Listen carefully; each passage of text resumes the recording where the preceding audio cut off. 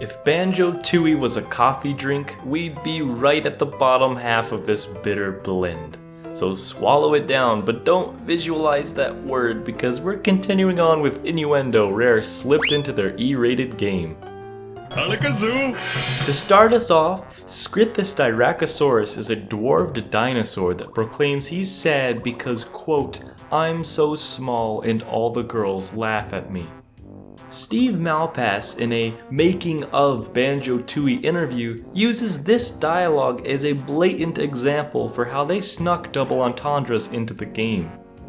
In Glitter Gulch Mine, beating character Canary Mary in a race has her reward the duo with a jiggy she's been keeping under her wing for a long time. Kazooie answers in disgust and refuses to listen to where she's storing the Cheeto page. I'll leave that up to your imagination. Like Grunty's Furnace Fun Quiz, there's another game show-like endurance test the witch has you endure. The aforementioned Tower of Tragedy with a whole slew of dirty wrong answers.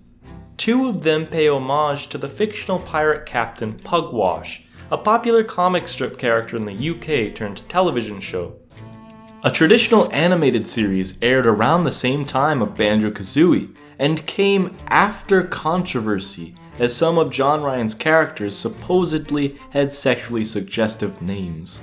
These false accusations were centered to a legal dispute, ending with the creator successfully suing news reporters that outed him, claiming characters like Master Bates and Roger the Cabin Boy, Roger meaning to have sex with, existed as part of his original work. The actual character names are Master Mate and Tom the Cabin Boy. Rare, on the other hand, didn't seem to care about potential backlash or censorship at all, so both these fake names make an appearance in Tooie with a couple of original ones, Rear Admiral Brown Eye and W. Anchor, reading wanker when put together.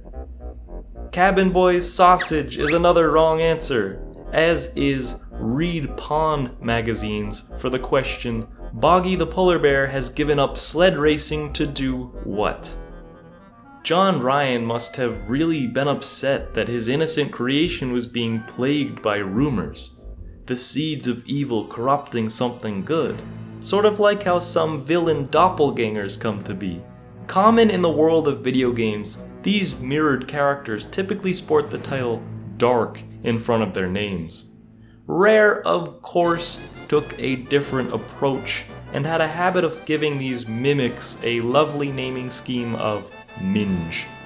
Minjos are rogue versions of Jinjos, and Minjo Jonjo is a bad mumbo jumbo. Gruntilda's sister's name is even Mingella. For swearing, there's the robotic saucer of peril that has bleep as a verbal tick. So if the player manages to win both prizes for his minigame in one shot, they're told they've won 2 bleeping prizes. Banjo even has to cut off another character in the first world about to curse by reminding everyone that this is a family game. I don't believe him.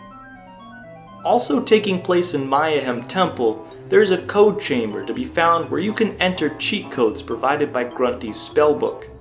The first row of letters reads ESRA, which is arse spelled backwards, and hilariously could double as a jab at the ESRB rating system.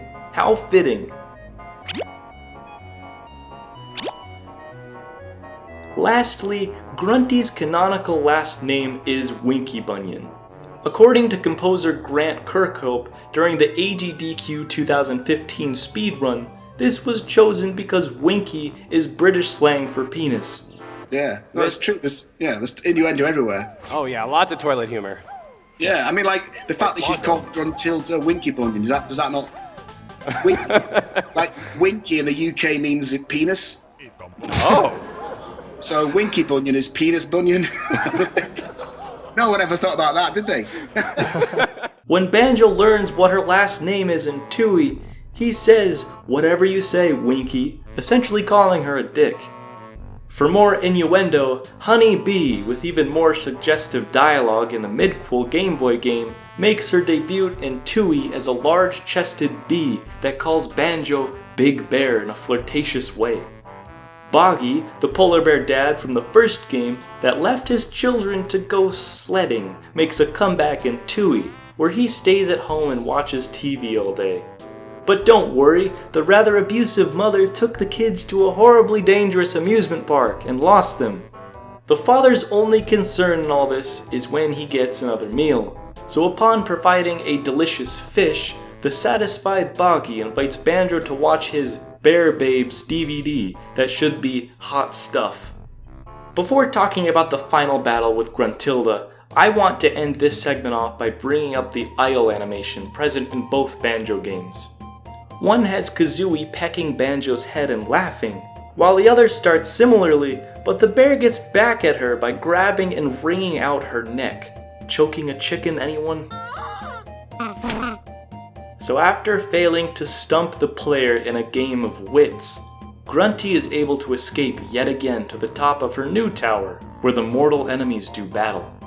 This inevitably results in an explosion that leaves our poor villain in a lesser state than how she already fared, without even a bony body to walk around with, existing simply as a skull from this point on. How do the heroes celebrate a pathetic and no longer threatening Gruntilda? By kicking around her head like a hacky sack, or the real-world Maya ball game, a ritualistic sport in history evidenced to advocate human sacrifice. According to artwork in the form of stone murals and ball court panels found in Chichen Itza and El Tahin, as pictured, the penalty for losing a match may have been decapitation.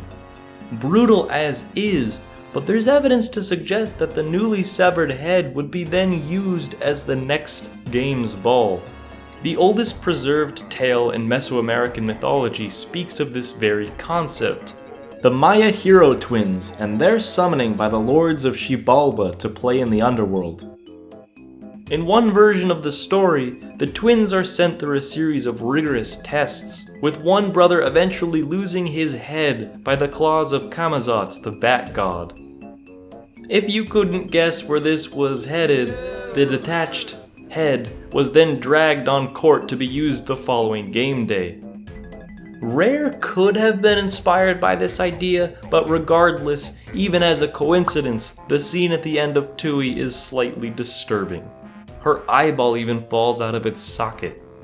Anyway, that's all I have for this game today. It was quite a bit, the game's massive, and I learned to love it like its predecessor.